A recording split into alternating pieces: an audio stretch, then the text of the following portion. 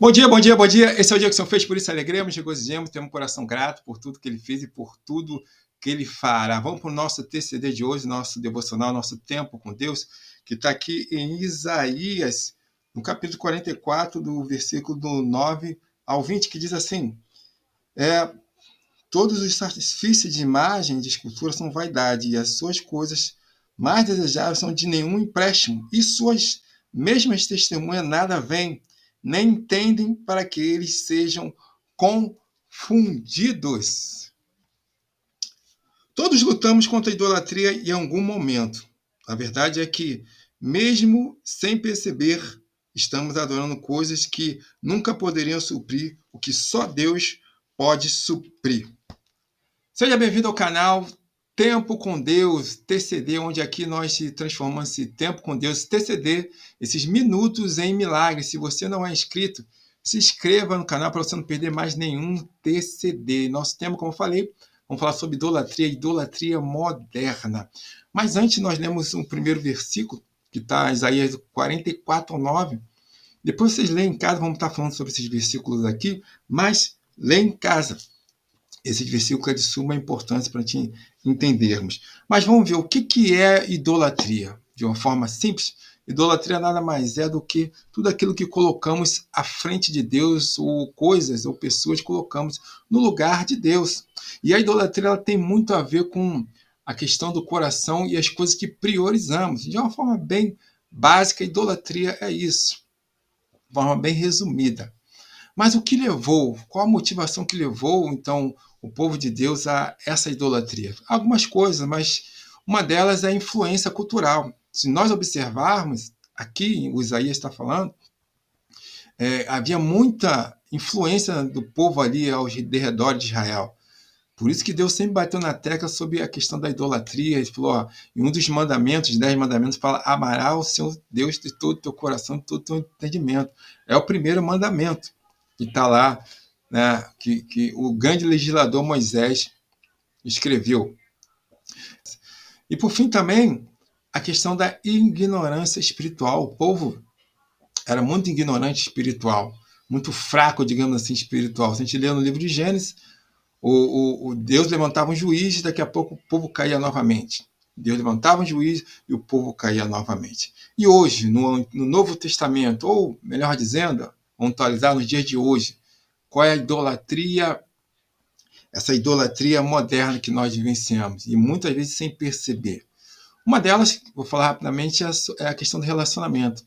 Hoje nós priorizamos muito mais os nossos relacionamentos, seja ele pai, seja ele mãe, seja ele cônjuge, filhos, do que a própria presença, o próprio relacionamento com Deus. E isso, de alguma forma, é uma idolatria moderna, que sem perceber, uma vez mais, nós não conseguimos nem perceber o que está acontecendo.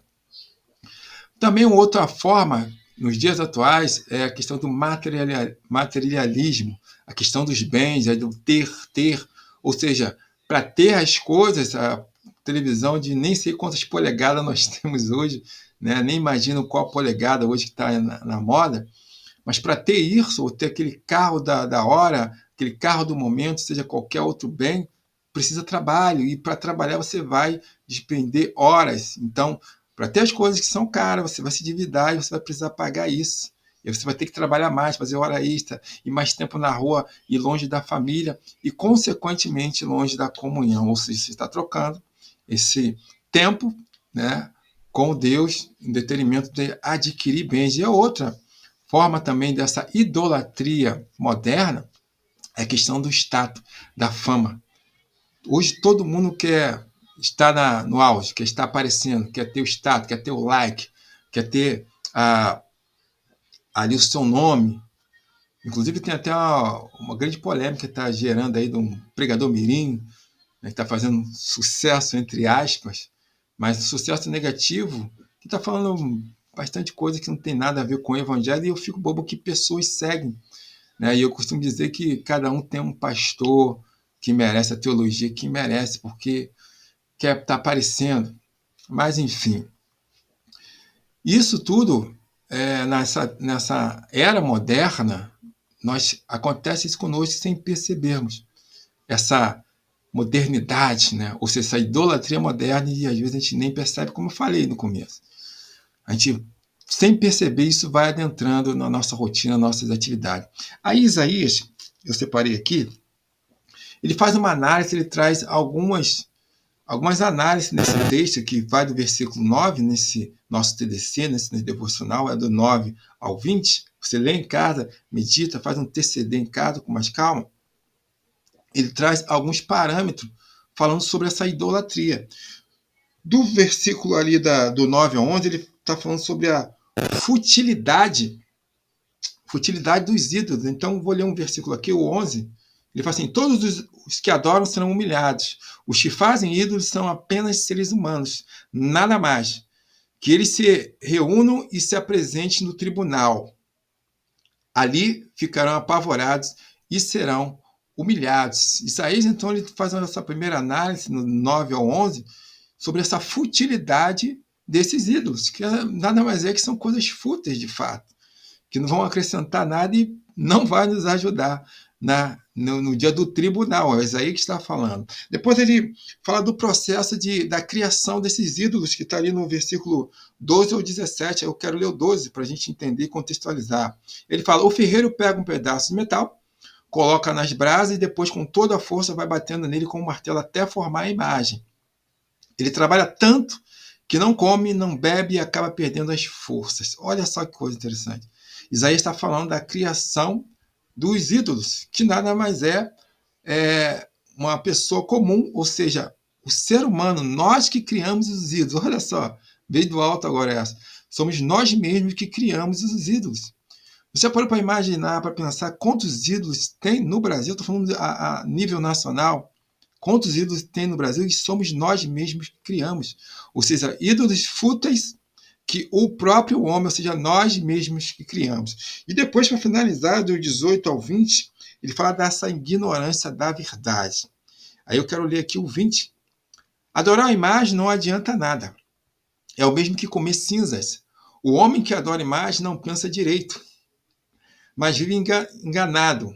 Ele não pode salvar, pois não é capaz de dizer: isto que está na minha mão não é um Deus coisa nenhuma. Olha só que revelação. Ele está falando que o homem, então, ele passa a ser um ignorante. Ele não consegue perceber mais a verdade, porque ele permitiu que essa idolatria moderna adentrasse e ele sem perceber isso. Aliás, Paulo, na carta ao Coríntios 4:4, primeira carta, ele fala que o rei, o dono desse mundo, cegou o entendimento do povo.